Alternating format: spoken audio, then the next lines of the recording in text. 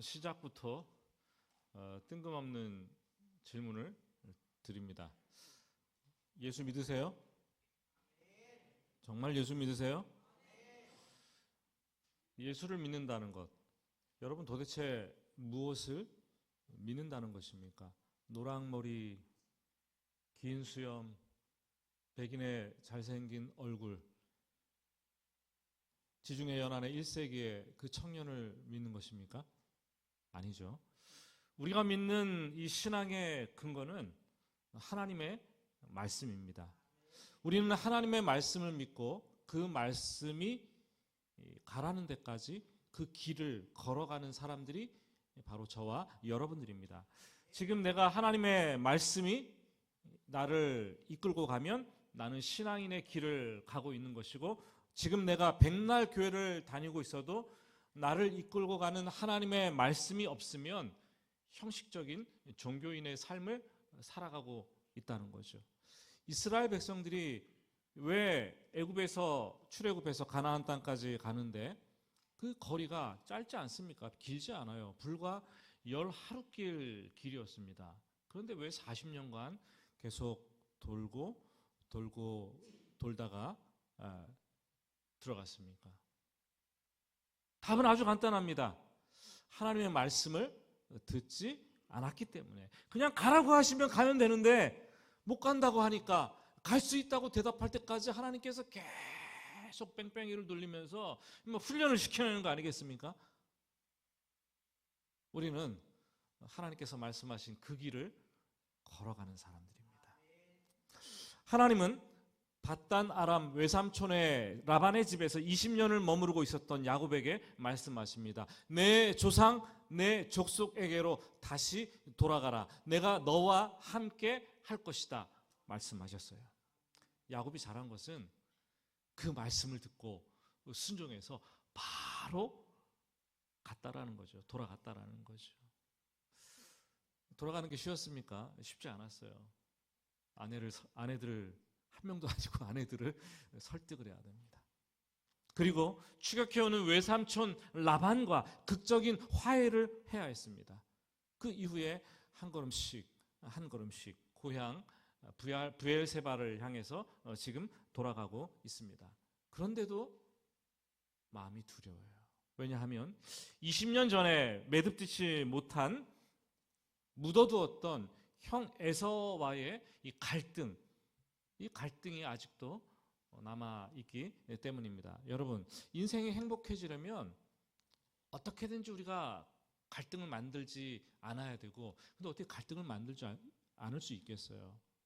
갈등이 생기면 어떻게든 그 갈등을 빨리 잘 풀어야 하는 것입니다. 그게 중요해요. 풀지 못하고 묻어둔 갈등은 우리 영혼을 그냥 서서히 이렇게 내면 세계를 갉아먹습니다. 그리고 예기치 못한 때에 커져가지고 이게 뻥 하고 터지는 거죠.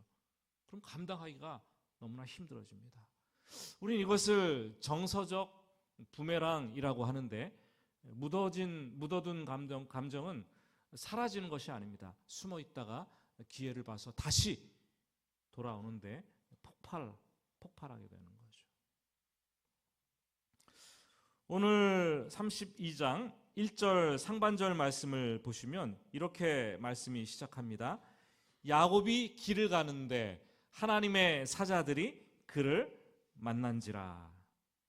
지금 야곱은 하나님의 말씀에 순종해서 그 길을 걸어가고 있어요. 그랬더니 하나님의 사자들이 만나 주셨습니다. 성경을 보면은 분명하게 말하고 있는 것은 야곱이 사자들을 만난 것이 아니라 하나님의 사자들이 야곱을 길에서 먼저 기다리다가 만나 주신 거죠. 하나님의 사자라 그러니까 이게 뭔가 하나님의 뜻을 전달하기 위해서 보냄을 받은 메신저, 곧 천사를 가리킵니다. 우리는 천사들 믿으십니까? 믿으셔야 합니다. 천사는 보이지 않는 영적인 존재이기 때문에 우리가 자꾸 예수 믿으면서 자꾸 간과해요. 자꾸 잊어버려요. 보이는 것이 전부가 아니지 않습니까? 귀신도 존재하고 천사도 존재하고. 하나님은 위급한 순간에 당신이 부리시는 하나님의 천사들을 보내셔서 우리를 지켜주십니다. 우리를 보호해 주십니다. 우리가 가는 길을 인도해 주십니다. 야곱은 자기가 가는 그 길 두렵다고 하나님께 SOS 치지 않았어요. 천사들 보내주세요 이렇게 말하지 않았어요. 그런데 하나님으로부터 보냄을 받은 천사들이 이미 야곱에 가는 그 길에 서서 만나주고 있다라는 거예요. 왜냐하면 하나님께서 가라 말씀하신 그 길을 야곱이 지금 걸어가고 있기 때문에 우리는 어느 길을 걸어가는지 굉장히 중요합니다. 사람들은 자꾸 그렇게 얘기를 해요. 꽃길만 걸어가세요.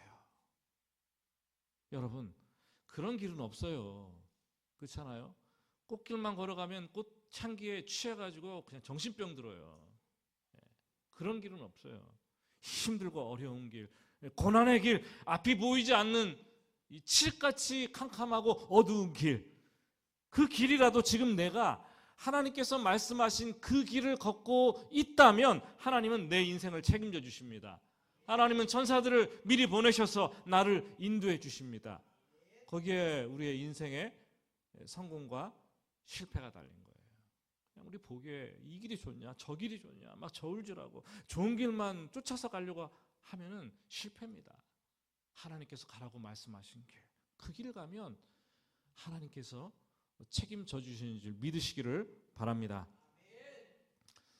20년 전에 고향에서 형 에서를 속이고 도망쳐 나올 때에는 허벌판 베델에서 돌베개를 하고 잠을 자다가 꿈속에서 천사들을 만나지 않았습니까? 그런데 이번에는 꿈이 아니에요. 하나님께서 직접 야곱의 영안의 눈을 열어주시는데 고향으로 돌아가는 그 길 위에서 천사들을 보게 하십니다.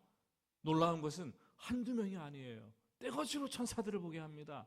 거기에 얼마나 천사들이 많았는지 야곱은 아예 그 천사들을 만난 그곳, 그 땅 이름을 마하나임이라고 불렀어요. 마하나임이라는 뜻은 두 무리의 군대. 천사들이 한 무리, 두 무리, 군대를 이루고 있었다라는 거죠. 두 진영을 치고 있었다라는 거예요. 무수히 많은 천사들이 두 무리를 지어서 앞뒤로 야곱에 가는 그 길을 호위하고 있는데 마치 출애굽할 때 이스라엘 백성들이 빠져나왔죠. 그렇지만 그 뒤에는 뒤따라오는 바로의 군사들이 활을 쏘고 말을 타고 막 진격해 들어오지 않습니까? 근데 하나님께서 그 뒤를 막아주시고 앞에는 홍해길을 열어주시면서 그 길을 빠져나가게 하시지 않았습니까? 하나님은 지금 천사들을 보내서 야곱에 가는 그 길을 앞으로 뒤로 호위하면서 두 진영으로 걸어가게 하시고 있다는 거죠. 하나님께서 왜 야곱의 눈을 열어서 굳이 보여주지도 않아도 되는데 호위하고 있는 천사들을 보내주셨을까요? 두려웠기 때문에. 야곱이 너무나 두려워했기 때문에. 드디어 야곱은 에돔 지역으로 형의 땅으로 들어갑니다. 참 사람의 마음이 흔들리는 갈대와 같은 것이 금방 자기를 앞뒤로 호위하는 두 지정의 천사를 보았음에도 불구하고 에돔에 들어오니까 형의 땅에 형에게 점점 가까워지니까 두려움과 공포지수가 막 쑥쑥 올라가기 시작하는 거예요. 너무 두려운 거죠. 뭐라도 막 해야 될 것 같은 거예요. 그냥 가면 되는데 형 에서에게 먼저 그래서 사자들을 종들을 보냅니다. 그리고 가서 할 말까지 그 입에 넣어주는데 그 말이 바로 4절과 5절 말씀입니다. 너희는 내 주에게 가서 에서에게 가서 이렇게 말해라. 주의 종 야곱이 지금 외삼촌 라반의 집에 함께 머물고 있다가 이제 가는데 나에게 소와 양떼와 종들이 많이 있다는 것을 알려드립니다. 그리고 내 주께 은혜 받기를 원합니다. 자세히 보면 형을 뭐라고 불러요? 내 주여. 자기는 뭐라고 합니까? 종이여, 내 주의 종입니다. 이렇게 얘기를 하는 거예요. 어떻게 자기 형을 주라고 부르고 자기를 종이라고 낮춰 부를까요? 같은 날 거의 동시에 태어난 쌍둥이 형제인데, 그리고 고대 근동에서 아무리 예의를 중요시한다고 하더라도 형을 주라고 부르는 그런 일은 절대 없습니다. 근데 생각해 보니까 아주 극존칭을 사용하는데 20년 전 야곱 자기가 형 에서의 장자권을 빼앗고 도망칠 때 분명히 어머니가 그런 말 했어요. 어머니 리브가가 네 형 에서의 화가 누그러지면 내가 사람을 보내서 곧 너를 부리겠다. 근데 몇 년 동안 안 왔어요? 전갈이 오지 않았어요. 20년 동안. 그동안 단 한 번의 소식도 받지 못했습니다. 그래서 야곱은 고민하는 거예요. 형 에서의 분노가 얼마나 풀렸을까? 여전히 나를 향한 이 형 에서가 이 분노의 살해 의도를 가지고 있는 것은 아닐까? 전혀 이게 가늠할 길이 없는 거죠. 그것처럼 불행한 그 불안한 것이 어디 있겠습니까? 그래서 지금 형의 마음을 조금이라도 풀 수 있다면 형을 주인으로 모셔도 괜찮겠다. 뭐 이런 생각을 했던 것 같아요. 그리고 은근히 5절 말씀 4절 보면 자기가 재산이 많다는 것을 이렇게 형의 귀에 이렇게 흘리도록 합니다. 복선을 까는 거죠. 내가 과거에는 형의 장자권을 빼앗았잖아. 축복을 빼앗았잖아. 근데 내가 이제는 더 이상 형의 것을 빼앗는 사람이 아니야. 나도 재산이 많아. 나는 형의 재산에 1도 관심이 없어. 형에게. 그리고 내가 재산이 없어서 돌아가는데 재산이 없어서 신세를 지거나 형에게 부담을 지을 일도 전혀 없어. 그러니 걱정하지 마. 이런 의미를 줍니다. 그리고 마지막에 형에게 은혜 입기를 원합니다. 목숨을 살려달라는 거죠.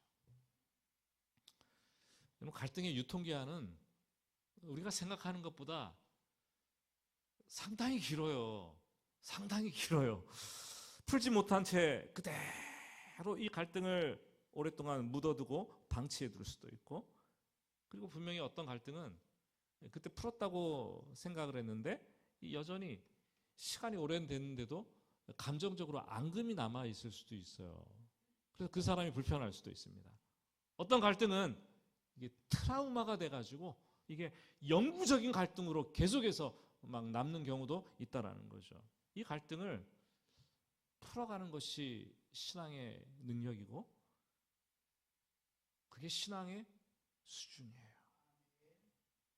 하나님과의 갈등이 생겼을 때 그 풀어가는 것, 그 사람의 신앙 수준이고 그 사람의 신앙의 능력인데, 사람과의 관계에서 갈등이 생겼을 때도 그걸 풀어가는 것, 신앙의 수준이요, 능력입니다.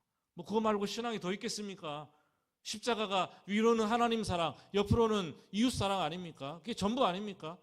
그 잘 풀어내면 신앙생활 잘하는 거 아니에요?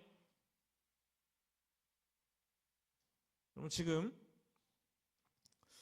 그런 생각을 했어요. 야곱은 무척 두려움에 떨면서 형의 땅에 들어왔는데, 그러면 야곱만 두려워하고 안절부절하면서 잠 못 이루는 밤을 보냈을까? 이런 생각이 들죠. 전 아니라고 봅니다. 야곱의 아내들 다 알고 있었겠죠. 야곱의 자식들, 야곱을 따르는 많은 그 종들, 무리들 다 알고 있었을 것입니다. 그 싸늘한 분위기, 그리고 그 적막한 두려움의 분위기, 그리고 혹시 모를 이 죽음의 그림자가 올 것 같은 느낌을 감지하면서 앞으로 펼쳐질 일들에 대한 이 두려움이 막 몰려오기 시작하는 거죠.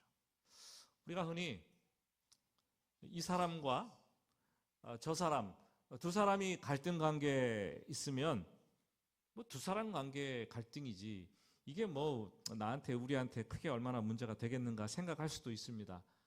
그런데 그렇지 않아요. 남편과 아내, 엄마와 아버지, 부부 사이의 갈등은 한 가정의 분위기를 그냥 좌우하는 거예요. 이 자식들의 가정과 자식들의 행복과 불행을 결정하는 거예요. 그게. 자식들에게 돈으로 뭐 잘해주고 뭐 앞길 열어주고 이렇게 하지 마세요. 그냥 부부가 잘 사는 거 보여주면 그게 자녀에게 가장 큰 선물을 주는 거예요. 근데 갈등 관계에 있으면 가정의 분위기가 그냥 싸한 거예요. 뭐 밥을 먹어도 밖에 나가서 뭐를 해도 뭐 행복하지 않고 그냥 불안하고 불행한 거죠. 그러다가 눈만 한번 크게 뜨면 무슨 일이 일어나나 뭐 이런 거 아니겠습니까, 여러분? 교회에서도 마찬가지입니다. 두 성도의 갈등은 이 교회의 분위기를 묘하게 이끌어갑니다. 예? 거기서 지속적으로 부정적인 에너지가 발생하고 흘러나오는데 교회 분위기가 참 희한하게 흘러가요. 두 사람의 갈등은 이 조직의 분위기를 완전히 이렇게 밑바닥으로 물귀신처럼 끌어내립니다. 바울이 빌립보 교회에 쓴 편지를 보면 마지막에 권면을 하는데 아마 안 쓰다가 사장에서 쓰는 것 같은데, 내가 유오디아와 순두교를 권하노니 주 안에서 같은 마음을 품어라. 그 교회에 편지를 쓰는데 공개 편지 아닙니까 이게? 근데 그 공개 편지를 쓸 정도 되면은 그 교회 성도들이 이걸 그냥 다 알고 있다는 거예요. 그 사건을. 두 사람의 갈등을 보면서 상처받은 사람도 있을 것이고 앞으로 어떻게 되나 염려하는 사람도 있을 것이고, 또 어떤 사람은 교회가 이거 왜 이래? 예수 믿는 사람들이 왜 이래? 그냥 낙심하면서 절망하는 사람도 있지 않겠습니까, 여러분? 예? 그 유오디아라는 이름의 뜻은 순조로운 여행이라는 뜻이에요.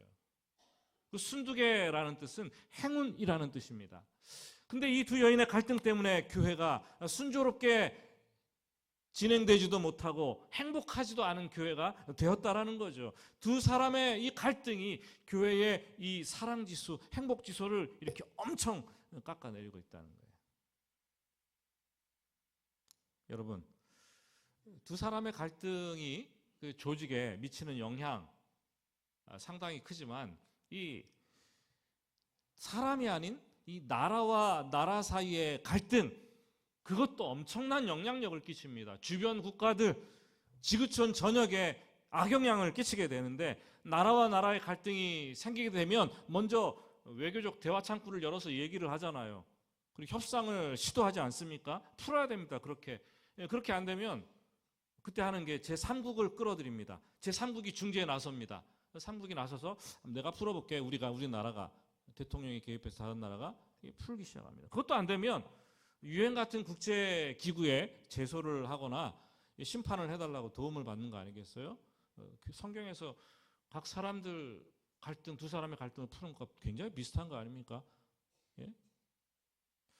그런데 이래도 해결되지 않고 저래도 해결되지 않을 때가 있어요. 그러면 마지막 갈등을 푸는 방법이 있는데 그것은 바로 전쟁입니다. 전쟁. 힘이라는 물리력을 사용해서 갈등을 푸는 거죠. 그러면 그때는 주변 나라들이 다 힘들어지는 거예요. 지금 이란과 그리고 미국, 이스라엘이 전쟁을 하고 있지 않습니까? 이란 나라는 대단한 옛날에 부귀영화를 누렸던 나라 아닙니까? 문명, 페르시아 문명, 페르시아 제국이 이란입니다. 근데 이 이란이 아랍어를 쓰는 중동 국가가 아니에요. 이란은 원래 이스라엘은 중동 국가들과 관계가 썩 좋지 않고 나빴지만 이란과는 관계가 아주 좋았습니다. 돈독한 동맹국이었고 파트너였어요. 이란과는. 미국도 이란과는 강력한 우방 국가로서의 역할을 했던 나라가 미국이었습니다. 하지만 역사가 흘러가면서 1979년에 이란이 혁명이 일어납니다. 그때 이란의 종교 지도자가 최고 권력을 지는 이 신정 국가로서 다시 새롭게 급발진을 하게 되는 거죠. 그러면서 이스라엘을 이 땅에서 소멸시켜야 될 목표물이라고 잡습니다. 철천지 원수가 되는 그때부터 이슬람과. 그래서 이란은 그 레바논의 헤즈볼라 많이 들어보셨죠? 예멘의 후티, 이라크의 민병대, 팔레스타인의 하마스 아직도 전쟁하고 있었잖아요. 계속 얼마 전까지. 그리고 이슬람의 시아파 등을 이용해서 무장 세력을 도처에 각 나라에 만들어서 우회적으로 이스라엘을 계속 공격하게 만든 거잖아요.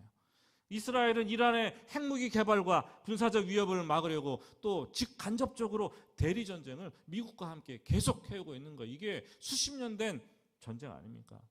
이 오래된 이 갈등을 풀지 못하고 계속 쌓고 누적하다 보니까 갈등을 푸는 마지막 방법으로 지금 전쟁을 택한 거예요. 참, 몇 나라 사이의 전쟁이 그 나라만의 문제입니까? 여러분, 주변 중동 국가들 비상이 걸렸어요. 다 폭격을 당하고 유럽 경제, 아시아 경제, 온 세계가 전쟁에 휘말려서 고통을 받고 있습니다. 전 세계 에너지 수준이 비상에 걸렸고 경제 위기가 막 언제 불어닥치 올지 모르는 지금 위기감이 고조되고 있습니다. 무엇보다 벌써 수천 명의 사상자들이 민과 군이 다 죽어나가지 않습니까? 우리나라도 예외가 아닙니다. 어제 뉴스 보니까 미국이 우리나라에서 주한미군을 빼가고 뭐 군수를 그 중동으로 옮기겠다, 뭐 이렇게 가능성이 있다, 이렇게 자꾸 보고하고 있지 않습니까? 여러분, 오랜 갈등을 풀지 못한 대가는 전 세계가 지금 치르고 있는 거예요. 우리는 주님의 평화가 그 땅에 그 하루속히 어서 임할 수 있도록 여러분 기도하셔야 됩니다. 우리에게 직접적인 영향이 곧 엄청나게 크게 쓰나미처럼 몰려올 것입니다. 이 야곱은 혹시나 하는 좋은 소식을 기다렸죠. 그런데 그들이 가져온 소식은 심장이 그냥 덜컥 내려앉는 충격적인 소식이었습니다. 6절 말씀을 한번 같이 읽어볼까요? 6절입니다. 사자들이 야곱에게 돌아와 이르되 우리가 주인의 형 에서에게 이른즉 그가 400명을 거느리고 주인을 만나려고 오더이다. 당시 도시국가의 이 군사력이 300명 내지 400명이었다고 합니다. 큰 나라가 아니기 때문에, 작은 도시국가였기 때문에. 근데 지금 에서가 몇 명을 끌고 와요? 400명을 끌고 온대요. 400명. 400명은 전쟁하려고 오는 큰 숫자예요. 지금 최악의 시나리오가 막 펼쳐지고 있는 겁니다. 야곱의 오금이 저려오는 거예요. 덜덜 떨리는 거겠죠. 두려운 거겠죠. 7절은 그렇게 표시합니다. 야곱이 심히 두렵고 답답하여. 두렵고 답답하여. 사람들은 먼저 큰 것에 놀랍니다. 큰 걸 보면 기가 죽어요. 그래서 크면 강하다고 생각합니다. 이스라엘 군사들이 3m에 거의 육박하는 거구인 그 자이언트 그 골리앗을 보고서 얼마나 두려워서 떨었습니까, 여러분? 또 사람들은 큰 것도 두려워하지만 숫자가 많은 것을 보고 주눅들고 두려워한다라는 거예요. 지금 숫자가 우리를 두렵게 하는 세상이 되었는데 점점 숫자가 우리를 두렵게 하고 있는데 통장에 찍힌 숫자가 이렇게 줄어들면 어떻습니까? 마음이 늘어나고 있어요? 요새 어때요? 줄어들고 있어요? 알아서 한번 생각해 보세요. 아침에 일어났는데 주식을 봤는데 주식의 숫자가 이렇게 딱 내려가는 거야. 그럼 우리 하루 종일 막 가슴이 막 덜컥하고 답답하지 않습니까? 예? 조국 교회도 점점 숫자가 준다고 하니까 목사님 저도 답답해요. 어떻게 해야 되나? 선거철이 되면 숫자를 조작했다고 서로 막 조작했다고 난리를 치고 있지를 않나. 데모를 하면 이쪽은 숫자가 늘려서 보고하고 저쪽은 숫자를 줄여서 보고하고. 왜 그렇게 합니까? 숫자가 힘이기 때문에. 힘이라고 생각하기 때문에. 그런데 우리 그리스도인들은 숫자에 연연하는 사람들이 아닙니다. 시편 3편을 보면은 아들 압살롬의 반역을 직면한 다윗이 그렇게 고백을 합니다. 1000만인이 나를 에워싸 진친다 할지라도 나는 두려워하지 아니하리로다. 몇 명이요? 1000만이래. 1000만 인구. 야곱은 고작 400명 때문에 두려워 떨고 있는데 다윗은 1000만인이 나를 치려할지라도 두려워하지 않습니다. 전쟁이 일어나 나를 치려할지라도 나는 여전히 태연하리로다. 야, 다윗은 진짜 강심장이에요. 우리 중에 이런 고백하는 사람이 있습니까? 근데 야곱은 400명. 두려워 죽으려고 그러는 거예요. 갈등을 묻어둔다고 시간이 지나간다고 결코 해결되는 것이 아닙니다. 여러분, 해결되지 못한 갈등은 눈덩이처럼 불어나는 거죠. 그런 속성이 있어요. 갈등은 호미로 막을 걸 뭘로 막아요? 가래가 뭔가요? 큰 농기구 아닙니까? 작은 농기구로 하면 되는데 큰 농기구를 사용해서 여러 사람들이 해야 될 일이 생긴다라는 거예요. 나중에는 더 큰 기회비용만 치르게 되는 거죠. 야곱은 지금 심히 두렵습니다. 답답합니다. 이 두려움과 답답함, 서로 전혀 다른 감정 같지만 사촌지간입니다. 내 삶을 내가 통제할 수 없다라는 통제권 상실 가운데로 들어가게 되면 그 공통분모가 통제권 상실이에요. 내가 내 삶을 어떻게 할 수 없다. 두렵다라는 히브리어는 그 야레라는 단어로 쓰였는데 위험이 다가올 때 느끼는 막 공포스러운 감정을 얘기합니다. 그 답답하다는 말은 차라르라고 쓰였는데 사방이 그냥 꽉 막혔어요. 내가 그리고 결박당했어요. 도망갈 빠져나갈 출구가 전혀 없는 이 사면초가의 상황에 몰려서 절망하고 있는 감정, 그거를 답답함, 차라르 얘기를 합니다. 근데 이 두 감정이 동시에 발생할 경우가 있는데 두려워하는데 두려운데 막 답답한 거예요. 막 답답한데 막 두려운 거예요. 그럼 어떻게 됩니까? 완전히 막다른 골목에 막힌 거죠. 두 감정이 만나면 이 심리적인 폐쇄 현상이 일어납니다. 그리고 자포자기의 마비 상태가 일어나게 되는데 호흡이 막 가빠지면서 숨이 멎을 때도 있고 더 나아가면은 가슴에 막 통증이 오면서 견디기 힘든 거죠. 두렵고 답답함. 느껴보셨습니까? 두려운데 답답함. 답답한데 두려움. 우리 믿는 성도들에게는 근데 이 두려움과 답답함이 끝이 아니라는 거예요. 두려움과 답답함은 하나님을 간절히 찾게 만드는 신호탄이 된다라는 거죠. 하나님은 두려움이라는 감정을 통해서, 답답함이라는 감정을 통해서 우리를 기도 자리로 이렇게 끌어다 거기에 앉히시는 거예요. 너 지금 기도해야 될 때다. 그 어느 때보다 기도의 세계로 우리를 초대하십니다. 혹시 여러분 두려우십니까? 막 가슴이 이렇게 답답하십니까? 그러면 기도하라는 하나님의 사인이에요. 기도의 자리로 여러분들을 지금 초대하고 있는 하나님의 메시지가 여러분들에게 들려지고 있다는 거예요. 얼마나 시간이 흘렀을까요? 정신을 차린 야곱은 비로소 하나님의 도우심을 구하는 기도를 합니다. 그 내용이 9절부터 12절까지의 말씀인데 우리가 두 부분으로 나누어서 생각할 수 있는데 먼저 9절과 12절 말씀을 보시면 이렇게 얘기합니다. 기도합니다. 내 조부 아브라함의 하나님, 내 아버지 이삭의 하나님 여호와여, 주께서 전에 명하시기를 내 고향으로 내 족속으로 돌아가라 말씀하시면서 은혜를 베풀겠다고 약속하셨잖아요. 12절 주께서 말씀하시기를 반드시 은혜를 베풀어 내 씨를 바닷가의 모래알같이 하리라 말씀하셨잖아요. 그렇게 기도를 하고 있어요. 야곱이 얼마나 급했는지 할아버지의 하나님, 아버지의 하나님 막 불을 제낍니다. 소환을 합니다. 그리고 하나님께서 전에 이렇게 말씀하셨잖아요. 전에 이렇게 약속하셨잖아요. 막 붙들고 기도하는 거죠.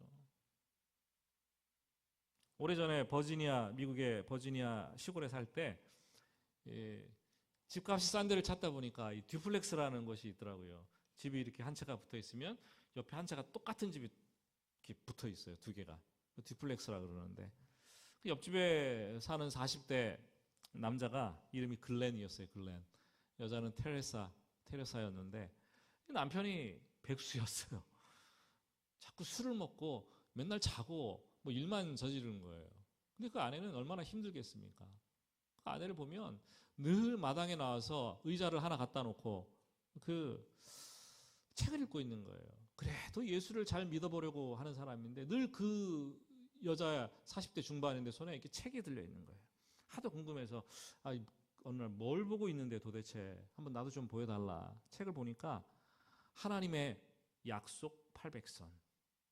제목이 그거였어요. 소책자가. 하나님의 약속 800선. 자기는 그걸 붙잡고 읽으면서 그 성경 구절대로 기도를 한다는 거예요. 그래서 제가 그랬어요. 그때 생각에 뭘 이런 거를 다 읽으면서 기도를 하냐. 그냥 하면 되지. 근데 지나고 보니까 하나님의 약속을 붙잡고 기도하는 것만큼, 약속의 말씀을 붙잡고 기도하는 것만큼 하나님의 응답이 빠른 것이 없어요. 하나님의 약속의 말씀은 기도 응답의 지름길입니다. 하나님이 약속하신 말씀인데 우리가 그 약속의 말씀을 붙들고 하나님 이렇게 말씀하셨잖아요. 기도하면 하나님께서 여러분 가만히 계시겠습니까?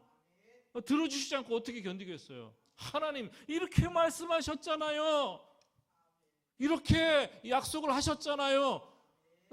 하나님께 기도하는 거 아닙니까? 요즘 성경 통독을 열심히 하고 계시는데 뭐 이렇게까지 경쟁할 필요가 있느냐? 좀 경쟁 좀 합시다. 올해는 좀. 예? 아멘이십니까? 선한 경쟁은 좀 해도 돼요. 너무 부담 가지지 마세요. 그렇다고 그거 맨날 보면서 아이고 우리 셀이 뒤에서 몇 번째네 이렇게 뭐 한탄하지 마세요. 그 시간에 성경 읽으세요. 그냥 그러면 됩니다. 근데 열심히 성경을 읽는데 첫 번째 성경을 읽을 때는 힘들어요. 통독할 때는. 그래서 몸부림치면서 그냥 읽는 거에 주목하고 읽어 제끼면 됩니다. 그런데 시간이 지나서 두 번 읽고 세 번 읽고 이렇게 조금 여유가 생깁니다. 그러면은 손에 여러분들이 형광펜을 하나씩 사서 들고 읽으면서 줄 좀 이렇게 밑줄을 쫙 그으세요. 하나님께서 우리에게 약속하신 말씀이 나타나면 밑줄을 쫙 그어보세요. 그리고 그 말씀을 붙들고 기도하는 거예요. 그 말씀을 붙들고 살려고 노력하는 거예요. 그러면 하나님께서 기도 응답이 없겠습니까? 하나님의 인도하심이 없겠습니까? 말씀이 그 길을 인도하는데 인도하시는 거죠. 먼저 그 나라와 그의 의를 구하라. 그리하면 이 모든 것을 너에게 주시겠다. 약속 아닙니까? 그러면 먼저 그 나라와 그의 의를 구하는 거예요. 기도하면서. 아니 삶을 그렇게 살아내는 거예요. 내 부모를 공경하라. 이는 약속 있는 첫 계명이니 내가 내 생명이 땅에서 길리라. 그랬으면 공경해 보는 거예요. 부모님을. 기도하는 거죠. 그리고 너희가 내 안에 거하고 내 말이 너희 안에 가면 무엇이든지 원하는 대로 구하라. 그러면 이루리라. 말씀하시면 해보는 거예요. 그 말씀 붙잡고 기도해보는 거예요. 그러면 그 말씀에 응답이 없겠습니까?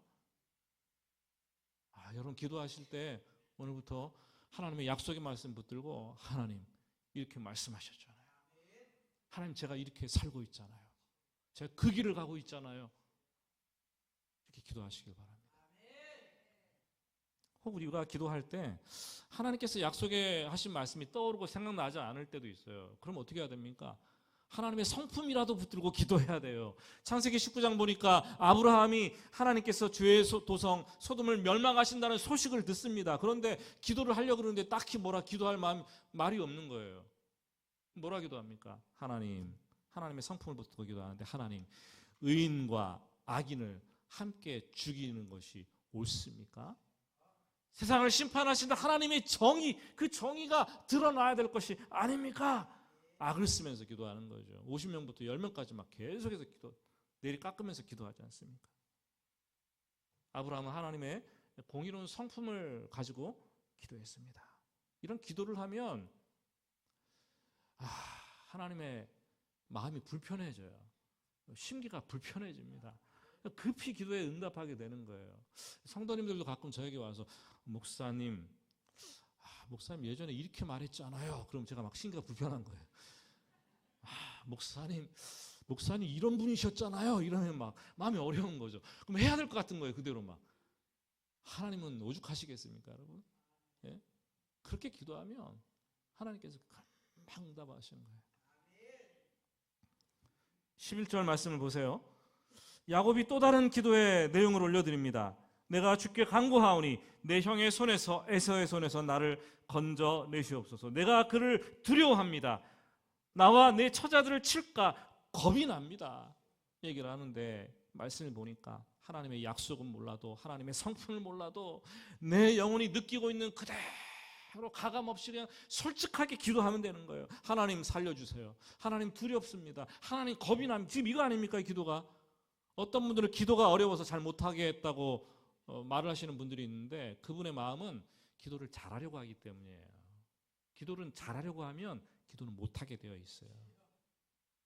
기도하는 사람의 가장 강력한 무기는 하나님 앞에 솔직함이에요. 솔직함. 기도 못한다고 생각되면 하나님 나 기도 못합니다. 이렇게 고백하면서 기도하면 기도의 문이 열어지는 거예요.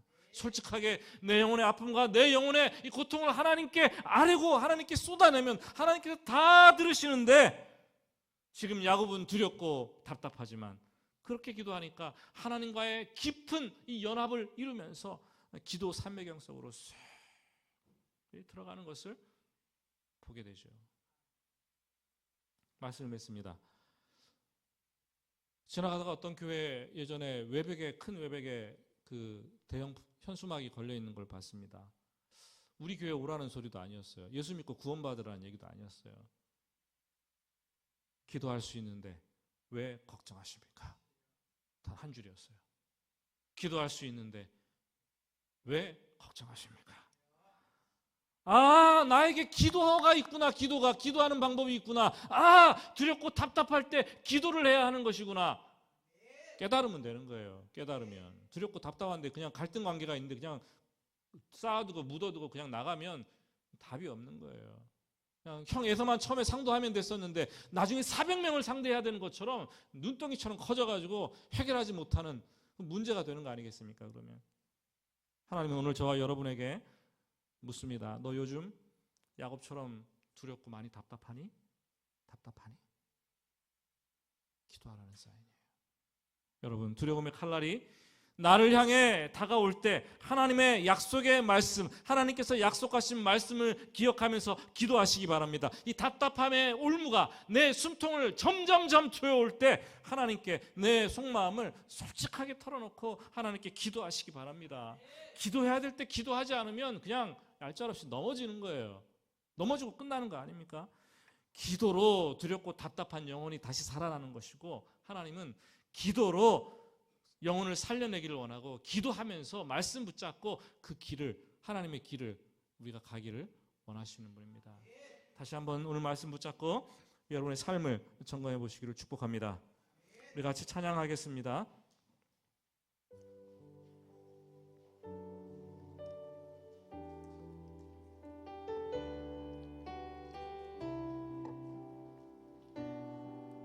마음속에 어려움이 있을 때,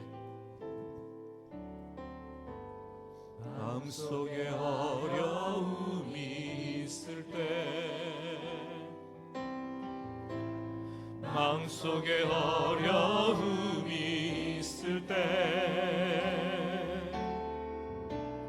마음속에 어려움이 있을 때 주님 내게 먼저 오사 내 마음을 만지고, 주님 앞에 나올 수 없을 때, 주님 앞에 나올 수 없을 때, 주님 앞에 나올 수 없을 때,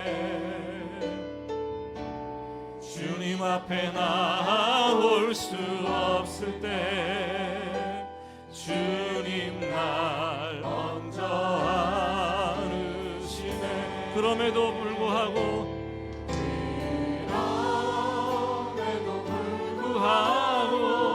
날 사랑하시는 하나님의 사랑은 나의 모든 걸 덮고, 그럼에도 불구하고 날 안아주시는 하나님을 부를 때 아버지라. 그럼에도 불구하고 날 사랑하시는 하나님의 사랑은,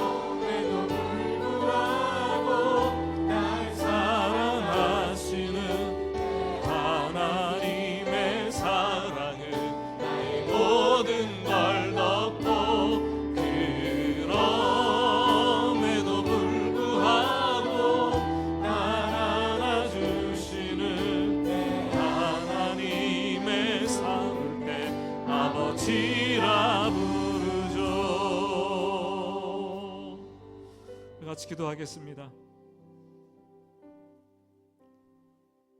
하나님, 혹 지금 내가 어느 누구와 갈등이 있다면, 야곱처럼 너무나 오래 묻어두었던 갈등이 있다면 감당할 수 없도록 더 커지기 전에 빨리 풀기를 원합니다. 나만 고통받는 것이 아니라 공동체에 속한 모든 영혼들이 고통받는데 하나님 빨리 풀기를 원합니다. 빠른 시간의 흐름 속에서 묻어두지 않게 하시고 그때그때 풀 수 있는 용기, 담력을 허락하여 주시고, 하나님, 지금 이 자리에 앉아있는 우리 중에 심히 두려워하는 분들이 있습니까? 매우 답답한 분들이 있습니까? 닫혔던 우리의 영안을 열어서 마하나임을 보고 담대함을 얻게 하여 주시옵소서. 두려움과 답답함이 기도하라는 하나님의 사인이자 하나님의 초대인 것을 깨닫고 기도 자리에 속히 와서 앉게 하시고, 기도 자리에 앉아서 하나님의 약속의 말씀을 기억해내고 그 말씀대로 기도하게 하시고 하나님의 성품을 알아 사랑이시고 공의로우신 하나님께 기도하게 하시며 무엇보다 아픔과 고통을 솔직하게 토로하면서 기도할 때 하나님 들으시고 더디마시고 응답하여 주시옵소서. 하나님께서 보여주신 그 길을 걸어가면서 기도로 걷는 인생 될 수 있도록 주님 도와주시옵소서. 이 시간에 기도할 때 여러분 작은 소리로 기도해도 괜찮습니다. 그러나 하나님께 간절히 여러분의 답답함과 두려움 내어놓고 말씀 붙잡고 같이 기도하겠습니다. 하나님 아버지, 이 시간에 기도합니다. 아버지 하나님, 우리 마음속에 아버지 어떤 두려움이 있습니까? 어떤 답답함이 있습니까? 아버지 하나님, 불쌍히 여겨주시고 긍휼히 여겨주시고 나의 모든 걸 덮고 보지 못했던 오랫동안의 가운데 우리를 힘들게 하고 우리를 짓누르고 우리 영혼을 고통하는데 이제 알았습니다. 아버지 하나님, 갈등이 없었으면 그렇지만 갈등 때문에 힘들어하고 고통받고 아파하고 있다면 하나님 약속하여 주시기를 간절히 원합니다. 하나님 아버지, 간절히 너무 오래돼서 아버지 하나님이여 안됨이 되고 눈덩이처럼 커지고 갈등만 일어나니까 나뿐만 아니라 우리 가정도 우리 교회도 얼마나 아픈 가운데 있겠습니까? 주님 함께 하시고 불쌍히 여겨주시고 아버지 하나님 말씀 통해서 우리가 고용되는 은혜를 허락하여 주시기를 하나님 간절히 원하고 아버지 하나님 기도할 수 있는데 걱정하십니다. 기도하라는 쌓인 나의 두려움과 나의 답답함이 있는데 하나님, 내가 두려워하고 있는 것, 내가 답답해하고 있는 것 아버지 하나님 같이 하시자. 내 영혼이 아버지의 중심으로 부활되고 있는데 하나님 말씀 붙들고 아버지 하나님 다시 기도의 자리로 나오게 하시고 기도로 우리 영혼을 열고 함께 걸어갈 수 있도록 하나님 도와주시기를 간절히 원합니다. 주님께서 기도하심을 따라 아버지 하나님의 주의 이름으로 아버지 하나님 공부할 때 성령님 역사해 주시기를 원합니다. 날 사랑하시는 내 하나님의 사랑 나의 모든 걸 덮고 아버지 하나님의 것들을 열어주시고 나를 안아주는데 하나님의 일하심을 내 하나님의 사랑을 아버지라 부르죠. 하나님 아버지, 오늘 우리가 한 가지로 말씀을 들었지만 각자 하나님께서 주시는 특별한 메시지가 있을 터인데 주저하지 않게 하시고 그 말씀 붙잡고 기도하며 그 말씀 붙잡고 삶을 살아내고 그 말씀 붙잡고 하나님께서 말씀하신 그 길을 갈 수 있도록 도와주시옵소서. 두렵고 답답하지만 마하나임에 하나님이 계시고 하나님의 말씀 붙들고 기도할 때 응답하시고 들어주신다는 것을 보았습니다. 하나님, 기도의 자리로 초청하는데 거절하지 않게 하시고 기도의 자리에서 더 깊은 세계로 들어가고 용기와 담대함을 얻을 수 있도록 인도하여 주시옵소서. 예수님의 이름으로 기도드립니다. 아멘.